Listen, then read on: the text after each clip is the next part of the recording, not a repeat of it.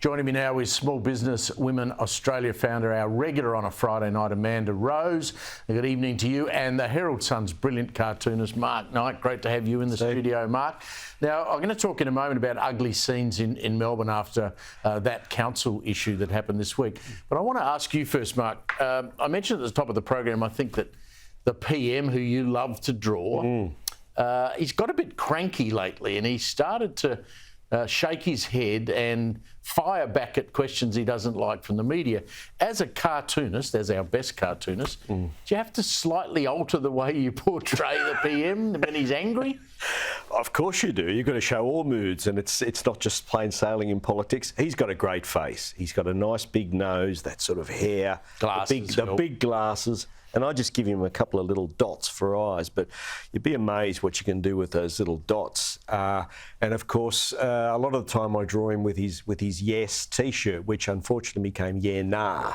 So that's become like a focal point for Albo. Amanda, you watch the PM closely. Do you think he's started to get a bit cranky, a bit tetchy? And is it this by-election in Dunkley coming up that might be putting him on edge a bit? Well, potentially. You know, the signs of a good quality leader is someone with a high EQ that can handle difficult times and not get upset or yell at people or snap or cry at the drop of the hat and all these things that we're seeing happen from the Prime Minister. I think people want some confidence and some compassion and some direction, but not snippiness. Well, he has become very snippy. I mean, Mark, politicians, when they're in the public eye every day, so it's really hard for them. I mean, and when someone like yourself draws them, I wonder if they secretly go and have a look in the paper at the cartoon before they look at anything else. Well, sometimes they try to disarm you, Steve. You think you've drawn a real cracker and you've really nailed them, and their press secretary will call you and say, "Oh, they love that cartoon you drew yesterday," and you go, "What?" They go, "They loved it so much they want to buy it." So I think they're trying to sort of put you off or get you on side. It doesn't work. Amanda, turn our attention to local government. I mean, we saw in Melbourne this week, Melbourne City Council decided it'd be a great idea if they debated whether Israel should have an immediate ceasefire. They had, I think, 40 people spoke to the motion in council. It went for 3 hours. Our normal partner in crime, Nicholas Rees, had the casting vote because he was the acting mayor. It ended up 5-5 and it was lost. But they have now gone on and said, well, what we're going to do instead of push for global peace in Israel and Palestine, we're going to take all of the graffiti that is put out into Melbourne that is in relation to this conflict. It'll be gone within an hour. I mean, as I said in a column that Mark's written a cartoon for tomorrow, you believe in miracles if you think that's going to happen. Yes, that's along the lines of virtue signalling, doing something like that, promising things that can't really happen or doing it for the sake of trying to buy votes per se. I'm very conflicted of why a local council is going into these kind of discussions. And the reality is that if you're going to discuss anything where there are two sides, you need to make sure that you're representing both sides of an argument and being fair to both sides and not just doing things to make yourself look good politically. Yeah, well, that's exactly right. Mark, you've drawn a cartoon for my column tomorrow. What's that look like? Well, the council's straying far from their remit, which is, the old roads, rates, rubbish. Yep. Now, I've done a little cartoon tomorrow of an eye test for Melbourne councillors, and they've got rates, roads, and rubbish on the eye test. Love it.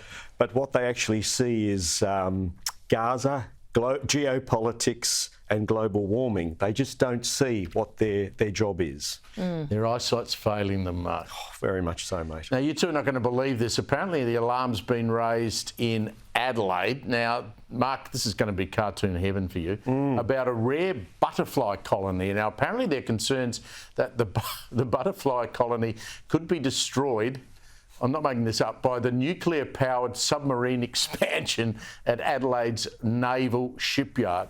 That's cartooning gold, isn't it? Well, I think our billion-dollar nuke subs have come up against their first, I guess, foe, and I just hope they're not taken down by a butterfly. That would be pretty bad.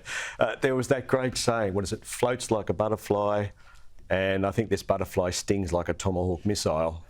Amanda, I can see a cartoon coming from that, can't you? I mean, how good's that? Well, let me tell you, I would love to see people be this compassionate about humans that get displaced because they want to build things. You know, people get kicked out of their homes because they want to put in a new development and they're worried about a butterfly. I actually think there's something behind this. We need to look a little bit deeper. Maybe someone wants to put a stop to it and they're using this as an excuse. Maybe that's right. Let's talk about working from home. I mentioned earlier in the program, there's 170, I can't believe this, 170,000 Commonwealth public servants. Now, if someone had said to me before I read that figure, how many public servants that work in Canberra do you think there are? I might have gone, 80,000 maybe at tops, but 170,000. Now, half of them are going to be told, Amanda, that they are able to work from home, not once or twice a week, but 5 days a week, and never ever have to turn up at the office. How's that going to work for productivity in this country? Well, you're right. So this might be a underhanded attack on productivity, but I also like to talk to the employee because they think this is a win. It's not necessarily a win if you're missing out on those crucial conversations that are happening when you're not there. So we need to be very careful that we don't legislate the fact that people work from home, think, oh, this is great. Well, hang on a minute. You're missing out on stuff. But also small businesses can't always accommodate that. And if they can't accommodate working from home and you have to, or an employee has the rights to force it, then that small business has to then let those people go, contract out or shut down, and then you don't have a job at all. Mark, you and I shared an office for a while. And we did. Cartooning is something that comes out of the general buzz and conversation of the news of the day. It does. If you just worked at home, would you be as good a cartoonist as you are? No, I like coming to the office and bouncing off people. Like I was upstairs before, you know, asking the editor, what are we doing tomorrow? A few people chime in, you road test a couple of gags on people, you look for their reaction, you go, oh yeah, that one laughed, okay, righto. I might use that idea. But the thing I find interesting about the public service working from home, particularly in Victoria, is that this government down here is spending how many billions on the suburban rail project? Yeah, to actually 50 billion on two parts of the project. And this is to get commuters to work in the city. Well, if there's no commuters going to work in the city, then we don't need the suburban rail loop. Mark Knight, great to see you as always. And Amanda, it's always great to have you with us on a Friday. Thanks very much for joining us. Have a good Taylor Swift weekend there in Sydney. Amanda Rose and Mark Knight joining us tonight.